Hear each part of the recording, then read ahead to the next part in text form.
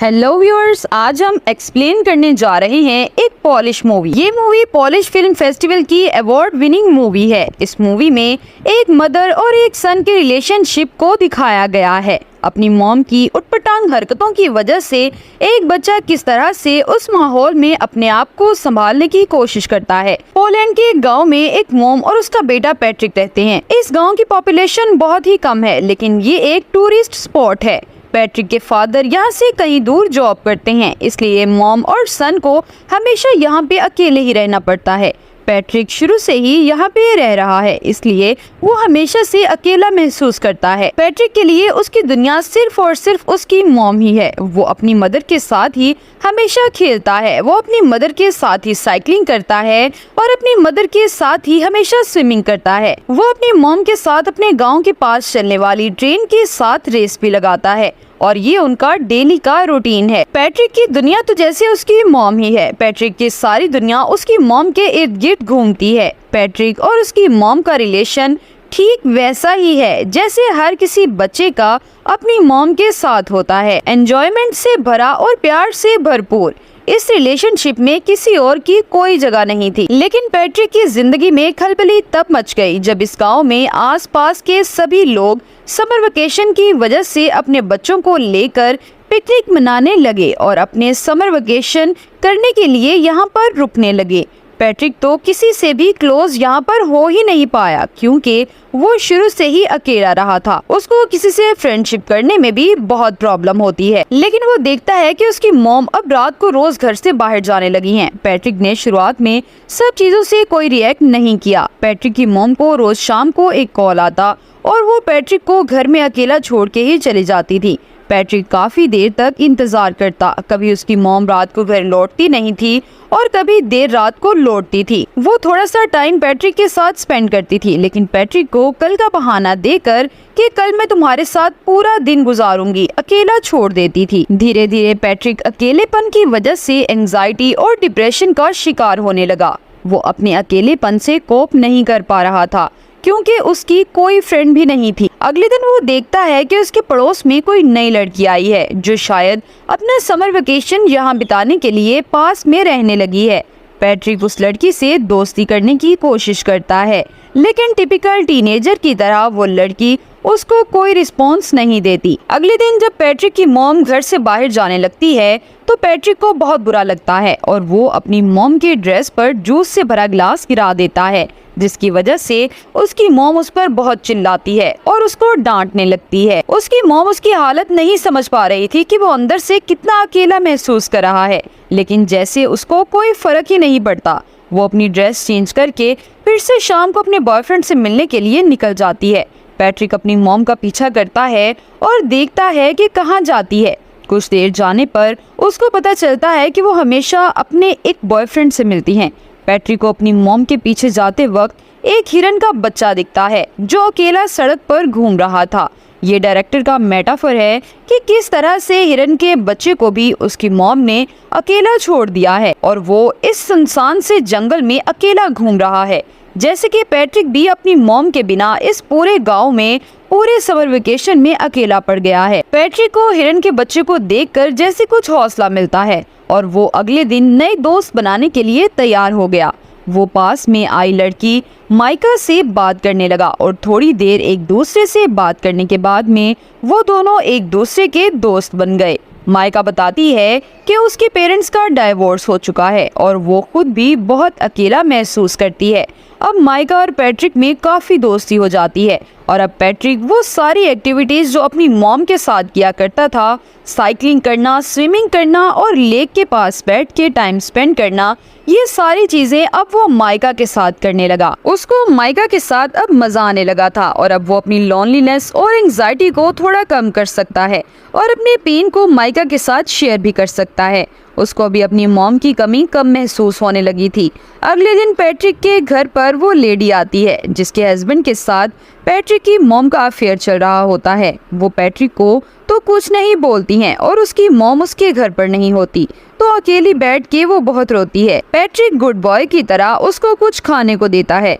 उसी शाम को पैट्रिक के डैड की कॉल आती है और पैट्रिक की मॉम उसके डैड से बात करते हैं। तो पैट्रिक की मॉम उसे कहती है कि तुमने अपने डैड को मेरे अफेयर के बारे में कुछ नहीं बताओगे, मैं तुम्हें वार्न करती हूँ। वो उसे कसम लेती है कि तुम अपने डैड को मेरे अफेयर के बारे में कुछ भी नहीं बताओगे। पैट्रिक कसम देता है कि मैं अपने डैड को आपके अफेयर के बारे में कुछ नहीं बताऊंगा। पैट्रिक को लगा कि ये बात मानने से उसकी मॉम उसके साथ ज्यादा टाइम स्पेंड करेगी, लेकिन उसकी मॉम को कोई फर्क नहीं पड़ने वाला था। पैट्रिक अब इतना परेशान हो चुका था कि वो अब मेन डोर की कीज भी छुपाने लगा।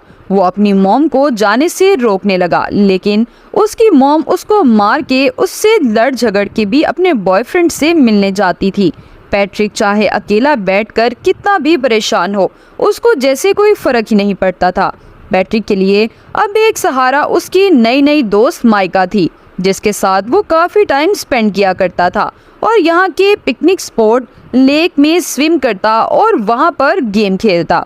लेकिन उसकी ये खुशी ज्यादा दिन नहीं चलने वाली थी, क्योंकि माइका को यहाँ पर एक उनकी उम्र से काफी बड़ा लड़का परेशान कर रहा था। ऐसा लग रहा था कि माइका इस लड़के से बहुत डरती थी। पैट्रिक इतना छोटा था कि इस गैंग से माइका को बचाने के लिए वो कुछ भी नहीं कर पाया, लेकिन उसको मन में बहुत हर्ट हुआ, क्योंकि वो लड़का उसको वार्न कर रहा था कि तुम इस लड़के से नहीं मिलोगी, तुम सिर्फ मेरे से ही मिलोगी। उसी रात को पैट्रिक अपनी मॉम का जब पीछा कर रहा था तो वो देखता है कि माइका और वो बड़ा लड़का एक दूसरे के साथ काफी टाइम स्पेंड कर रहे हैं, जिसे देखकर पैट्रिक को लगा कि अब उसकी जिंदगी वापस से अकेलेपन का शिकार होने वाली है। वो काफी मायूस हो जाता है। वो घर पर भी काफी टाइम तक अपनी मॉम का वेट करता है। जब दिन रात उसकी मॉम घर पर आती तो पैट्रिक उसे अपना टाइम मांगता, लेकिन वो थक कर सो जाती और पैट्रिक उसकी मॉम के आने के बाद भी अकेलेपन का ही शिकार रहता। अगले दिन सुबह पैट्रिक को माइका मिलती है और वो माइका को पूछता है कि क्या उस लड़के ने तुम्हारे साथ कोई जबरदस्ती की थी। तो माइका जैसे डर गई हो और वो डर के मारे वहाँ से भाग के घर में चली जाती है। पैट्रिक उसके पीछे जाके पूछता है कि मुझे ये तो बताओ कि आखिर हुआ क्या है। वो बिना कुछ बोले ही रोने लग जाती है। पैट्रिक को ऐसा लगता है कि उसके साथ जबरदस्ती की गई है। वो दौड़ के जाता है और उन लड़कों के ग्रुप में उस लड़के पे अटैक करता है, लेकिन एक छोटा बच्चा उससे कैसे लड़ेगा और वो बड़ा लड़का पैट्रिक को ओवरपावर कर देता है और पैट्रिक यहाँ पर कुछ नहीं कर पाता। थोड़ी देर बाद में माइका वापस पैट्रिक के पास आती है और उसको समझाने की कोशिश करती है कि हम दोनों अच्छे दोस्त बन सकते हैं, तुम इतना हर्ट क्यों हो गए हो। लेकिन पैट्रिक को डीप डाउन कहीं पर कन्वर्ट हो गया था कि वो वापस से माइका से बात ही नहीं करना चाहता था, क्योंकि वो ऑलरेडी अपनी मॉम से बहुत ज़्यादा हर्ट था और जब माइका ने भी उसे हर्ट किया तो वो इमोशनली वायलेंट हो गया था और वो अपने इमोशंस को कंट्रोल नहीं कर रहा था। उसने अपने गुस्से को और अपनी फ्रस्ट्रेशन को माइका के ऊपर निकाल दिया और माइका को उल्टा सीधा बोला, जिसकी वजह से अब माइका को वापस हर्ट हुआ और अब माइका वहाँ से चली जाती है। पैट्रिक को बिल्कुल समझ में नहीं आ रहा था, क्योंकि वो छोटा सा बच्चा था। उसको समझ नहीं आ रहा था कि इन सब सिचुएशन से कैसे निकले। उसकी मॉम उसको बिल्कुल भी सपोर्ट नहीं करती थी, ना उसको गाइड करती थी। उसके आसपास कोई भी पेरेंटल गाइडेंस नहीं होने की वजह से वो अपनी ही दुनिया में जो उसको समझ में आता वो करता जाता और उसके अंदर अनस्पोकन इमोशंस का एक ऐसा गुबार बना जिसकी वजह से वो बुरी तरह से फ्रस्ट्रेटेड हो गया। उसी रात को पैट्रिक की मॉम घर पर रोती हुई आती है। ऐसे लग रहा था कि उसके बॉयफ्रेंड के साथ उसका झगड़ा हुआ है या फिर ब्रेकअप हो गया है। पैट्रिक की मॉम काफी दिनों तक उदास रहती हैं, लेकिन पैट्रिक अपनी मॉम को अपने पास में देख के काफी खुश रहने लगा है। वो अपनी मॉम को काफी केयर करता है। एक रात अचानक उसके डैड वापस लौट आते हैं और दोनों के लिए बहुत सारे गिफ्ट्स लाते हैं। पैट्रिक को अब लगा कि अब उसके समर वेकेशंस बहुत अच्छे से निकलेंगे, क्योंकि उसके डैड ने उसे प्रॉमिस किया था कि मैं समर वेकेशन तुम्हारे साथ में बिताऊंगा। अभी एक अच्छी फैमिली की तरह खूब अच्छा टाइम स्पेंड करते हैं और पैट्रिक अपनी मॉम और डैड को एक साथ देखकर बहुत खुश होता है। उसकी एंजाइटी कम होने लगी थी तो एक रात पैट्रिक के डैड कहते हैं कि क्या तुम्हारी मॉम मेरे जाने के बाद में किसी से मिलती थी या रात को लेट आती थी। लेकिन पैट्रिक ने अपनी मॉम को प्रॉमिस किया था कि वो उसका राज किसी को नहीं बताएगा, इसलिए वो अपने डैड को अपनी मॉम के अफेयर के बारे में कुछ भी नहीं बताता। लेकिन उसके डैड को इस बात पर डाउट हो जाता है क्योंकि पैट्रिक की मॉम के बिहेवियर काफी चेंज हो गया था। उसी टाइम पे पैट्रिक के घर पे माइका आती है और उससे बात करने के लिए कहती है। माइका के कहने पर पैट्रिक उसके साथ साइकिलिंग पे जाता है और लेक में स्विम करने के बाद में माइका उसको बताती है कि अब मेरा समर वेकेशन खत्म होने को है, मैं यहाँ से चली जाऊंगी। माइका को पैट्रिक को हर्ट करने पर काफी दुख लग रहा था, लेकिन पैट्रिक अब इसमें कुछ ज्यादा कर नहीं सकता था क्योंकि अगर समर वेकेशन खत्म होगा तो माइका को जाना ही पड़ेगा। वो अपने घर पहुंचता है और वो देखता है कि सीढ़ी पर वही लेडी जो थोड़े दिन पहले उसके घर आई थी वो सीढ़ी से नीचे उतर रही है। वो अंदर जाके देखता है कि उसके डैड बाथरूम में बैठे बैठे रो रहे हैं। उसको समझ में आ जाता है कि उस लेडी ने उसके मॉम के अफेयर के बारे में उसके डैड को बता दिया है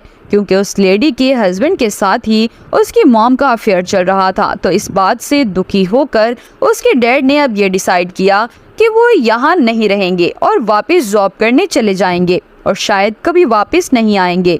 पैट्रिक की मॉम पैट्रिक के डैड को समझाने की कोशिश करती है, लेकिन जब आप रिश्ते की बुनियाद ट्रस्ट को ही खत्म कर देते हैं तो किसी भी इंसान को रोकना लगभग नामुमकिन हो जाता है। पैट्रिक के डैड अब यहाँ से चले जाते हैं। समर वेकेशन खत्म हो जाता है। अब पैट्रिक को स्कूल जाना होता है। पैट्रिक की मॉम पैट्रिक को तैयार करके स्कूल छोड़ने जाती है। वो दोनों सड़क पर चल रहे होते हैं। दोनों एक दूसरे से बात भी नहीं कर रहे होते।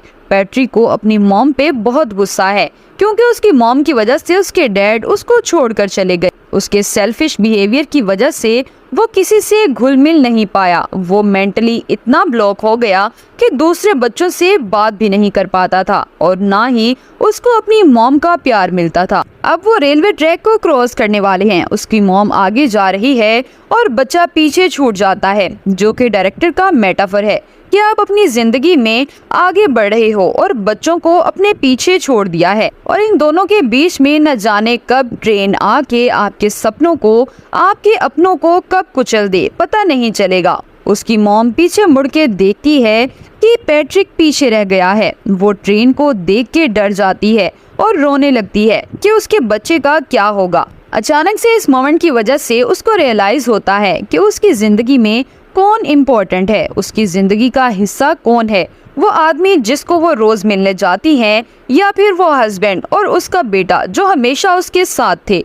वो खूब रोती है। उसको रियलाइज होता है कि शायद उसकी जिंदगी का ट्रैक अब उसे चेंज करना पड़ेगा और उसी के साथ ही मूवी एंड हो जाती है। आपको कैसी लगी मूवी की एक्सप्लेनेशन मुझे कमेंट करके जरूर बताइएगा। अगर आपको अच्छी लगी तो इस वीडियो को लाइक कर दें, हमारे चैनल को सब्सक्राइब कर दें और साथ ही मौजूद बेल आइकन को भी लाजमी प्रेस